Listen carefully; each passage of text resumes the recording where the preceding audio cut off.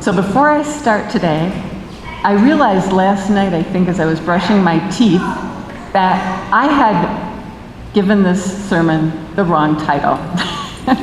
And that might not make any difference to you, but I have to confess, because I think that what I was thinking was, what a great marketing title to say, Deception, how Tamar became an unlikely heroine. It's kind of a teaser, and maybe that's okay that it got in the paper that way, but actually that isn't how she became an unlikely heroine, and we'll talk about that today. Anyway, that's my apology. So let's begin. I know that many people are intimidated by reading the Bible, and that's understandable. Most of us grew up with the King James Version, which is like a foreign language in many ways. It's reading Shakespeare, almost. And you may try a reading program that says, begin with the New Testament, and you say, oh, okay, and you start with Matthew, and Matthew 1 begins with all the begats. It's all these unfamiliar, unpronounceable names all in a row, and that's just wrong. So, except that if you are a little patient with yourself, you'll realize that you do recognize some of the names. In fact, the first one is Abraham, and that's who Wayne talked about last week. Abraham, then Isaac, then Jacob, then Judah, the father of Perez and Zerah, whose mother was Tamar. Wait a minute, Tamar's a woman. What's she doing in this list? Why did Matthew stick her in there? She wasn't even Jewish. There are 5 women in Matthew's list of genealogy for Jesus, and all but Mary are foreigners. What's more, all of them have questionable reputations, and that includes Mary. After all, virgin birth? Yeah, right. So, if you were going to include a handful of women, wouldn't it be Sarah and Rebecca and Leah and Rachel? Why these women? It's pretty clear to me that Matthew is letting us know that God's grace is not limited to the people of Israel. It's not even limited to the righteous, as we shall see. Today, I want to tell Tamar's story, and I want to do it kind of differently, as I see it in my imagination from her point of view. So, my name is Tamar. I lived in Canaan about 3,500 years ago. I was a nobody. You'd never have heard of my name at all if it hadn't been for Judah, a fascinating, frustrating man. He wasn't part of our group at all, so it's amazing I even met him, much less got to know him. Judah had suddenly left his family and came to our area when he was quite young, and that was before I was even born. He lived with his friend, a man named Hira, who's part of our community, but he had no other relatives nearby. Leaving family like this was very unusual for a man, especially one who came from wealth, because sons stayed near the family to grow the family fortune because they were going to inherit it. The story of why Judah left his home is dramatic, as you might imagine. You see, Judah had 11 brothers and 1 sister. There was a great deal of tension between one of the youngest brothers and the older ones. One day, the whole situation came to a head. The older brothers sold their brother into slavery to a caravan of people going to Egypt and told their father that the boy had been killed by a wild animal. I know this makes Judah sound kind of evil, but that's not really the case. He had protected the boy from being killed by his brothers by suggesting that they sell him instead. But the burden of this action and the lies he had to tell to his father were too much, and so Judah left and came to our area in Canaan. I didn't learn this story for many years until the secret could not be kept any longer. Judah had truly settled in among our people and village. He married a local woman named Shua and raised 3 sons. He loved Shua. He was faithful to her. And I knew her, of course, because she was my mother-in-law. Yes, I married Judah's son. I had somehow made an impression on Judah. I don't know how. And he chose me for his firstborn. Judah himself had already made an impression on me. He was very, very different from the local men. He was mysterious with that secret that he was carrying around. He was also quite honorable, or so I thought at the time. The strangest thing about Judah was that he did not worship our local God. To me, that seemed dangerous. You're putting yourself in the face of that God. It was either exceptionally brave or exceptionally foolish, but he continued to worship his God, whom he called the Lord. He was devout and he was loyal.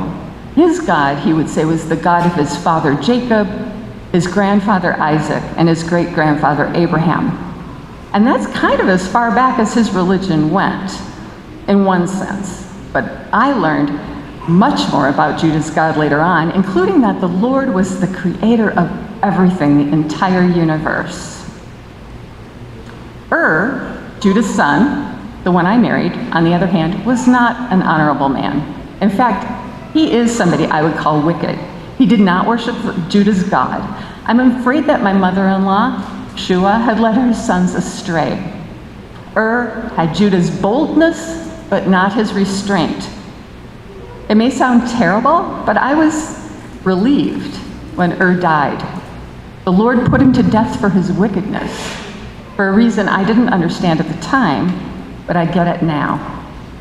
In our culture, which I know is very different from yours, the widow of the firstborn son is given in marriage to the second son if she doesn't have children. This is a good thing for the widow because it means she's taken care of by the family and eventually by her offspring. And it's good for the family because they don't have to worry about her marrying somebody else and taking part of the family fortune with her. The firstborn son of the second marriage then inherits the property that would have gone to the oldest son. He's considered that oldest son who has died his son. Judah's second son was Onan, and I married him. Yes, if I had had a Facebook profile back then, my relationship status would have said, it's complicated. Onan, like was not an honorable man, but he was clever. He didn't want to provide offspring for his brother. So he would sleep with me, but he'd manage to withdraw in time to not impregnate me. I've learned over time that the Lord, the God of Abraham, Isaac, Jacob, and Judah, had plans that depended on me having a baby that continued Judah's line. And when the Lord saw that Onan was doing this wicked thing, the Lord put him to death as well, as he had done to Well, Judah did have one more son, but he would not give me to him. He'd become afraid. He seemed to have lost some of that faith he had. At the time, I thought that he believed I was cursed and that he could lose his youngest son, his only remaining son, and if Sheila had married me. But perhaps that wasn't it at all. I don't know. Maybe he thought he was the one being punished for selling his brother into slavery. Maybe he was the one who was cursed. Of course, he never said that to me. Instead, all he said was, go back to your father's house and live as a widow until Sheila grows up. Well, apparently he never did grow up because Judah never gave me to Sheila. At that time, Shua, Judah's wife, died. Judah grieved for her, but he recovered, and that spring he went to Timnah, where his sheep were being sheared. This was about 10 miles from his home. He went there with his oldest friend, Hira, the one he had lived with when he first came to our area. And when I heard about Judah's plans, I, frankly, hatched a plot. I'm not proud of it, but neither am I ashamed. I confess I was deceptive, but I had also been deceived. I had been powerless, but if I were to ever have a child, which was my only security, I felt I had to use what little power I had. So I took off my widow's clothing that I had been wearing for years. I covered myself with a veil and sat down at the entrance of a town along the road to Timnah. I hoped to be mistaken for a prostitute by Judah, my father-in-law, which I know sounds kind of insane. I sat there by the side of the road and thought about what I was planning. I was nervous. Would I have to approach Judah? What if he recognized me? If I went through with what I was planning, what if I couldn't conceive? I'd never conceived with or Onan. What if this wasn't the right time in my monthly cycle? Although I was fairly sure it was. This was a nerve-wracking moment. Some people in the day you live in, 3,500 years after me, and in a very different culture, hear my story and think I was doing something terribly wrong. Going out to trap Judah like this. They say I seduced him. But of course he was not guiltless. In fact, he did approach me. All I did was wear a veil and make myself approachable in that way and unrecognizable. Others say it was incest.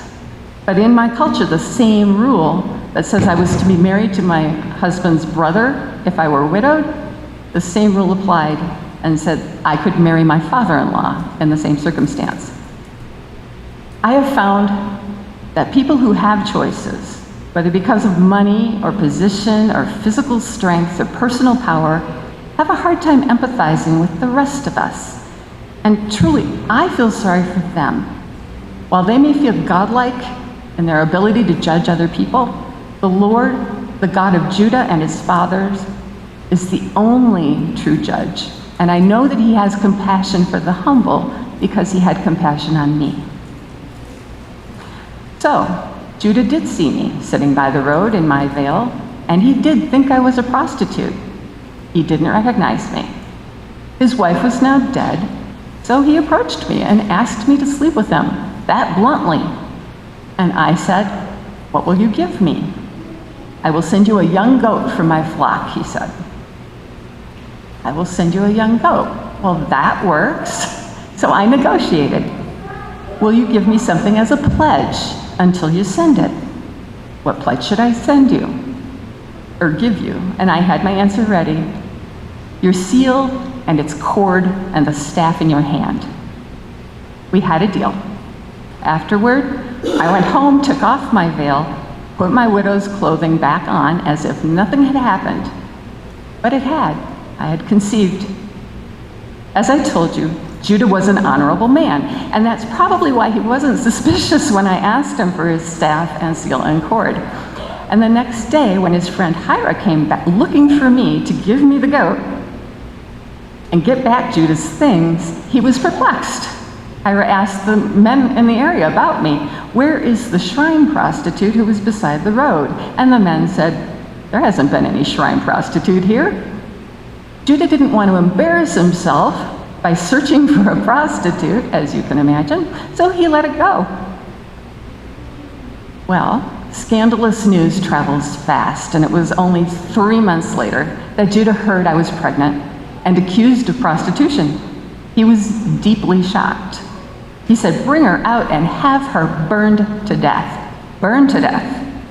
Yes, that's the legal punishment, but it's the very worst he could have done. He could have said, "Stone her so at least there'd be a body that could be buried."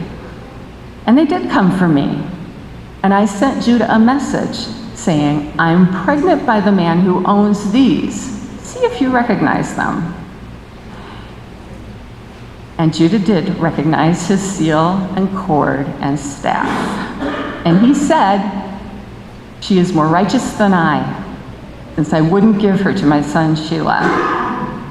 I was vindicated. I had deceived Judah, but he acknowledged that I did so only to restore my right to offspring from my husband's line. Judah took me back into his household, but we never slept together again.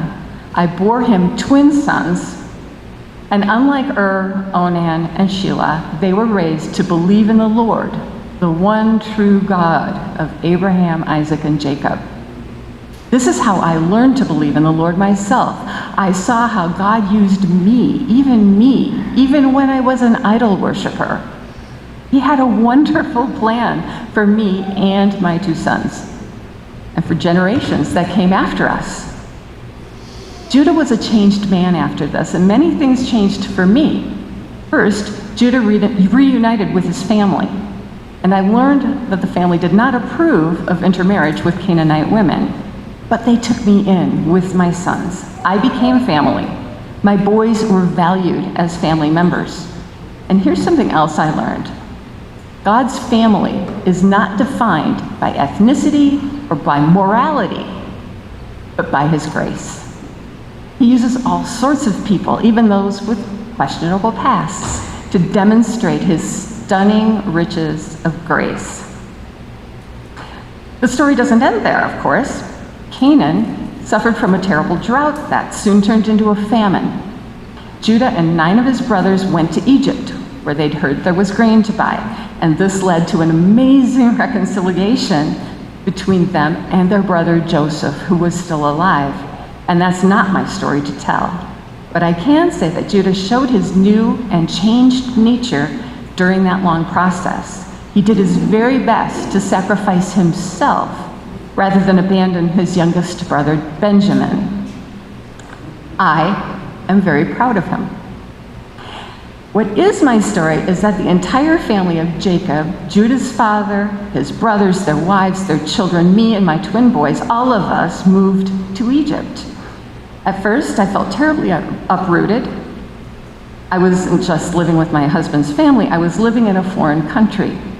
I didn't know the language, I didn't know the customs, and it was intimidating, but this turned out to be an amazing blessing for me and my children, Perez and Sarah.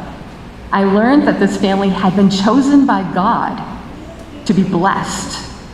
The God of the universe set them apart to be holy. I learned that God had promised to build a great nation from them, and in turn that nation would bless the entire earth. A promise and a blessing that went from generation to generation to generation. Abraham had passed that blessing to Isaac. Isaac passed the blessing to Jacob, even though Jacob had an older brother, Esau. When Judah's father Jacob was dying, he called all of his sons together to pass on the blessing, and he gave that blessing to Joseph, his favorite. And in fact, he even passed the blessing on to Joseph's 2 sons, giving the primary blessing to the younger one. This surprised no one. Joseph had saved the whole family, and he was Jacob's favorite. But then Jacob did something astonishing. He cursed his first 3 sons. Reuben had slept with Jacob's concubine, the mother of 2 of Reuben's brothers. The next 2, Simeon and Levi, had viciously killed men in revenge for their sister's rape, and they, too, were not worthy of a blessing. Judah was the 4th one, and he had to have been recalling the things he had done, the way he had deceived his father. He must have expected the worst. Instead, he did receive Jacob's blessing. He learned that he, Judah, would be like a lion, a leader, and blessed by God. Indeed, beginning with King David, Israel's kings all came from the line of Judah, and from our son, Perez, until the King of Kings was born from Mary, and he was called Jesus, the Messiah.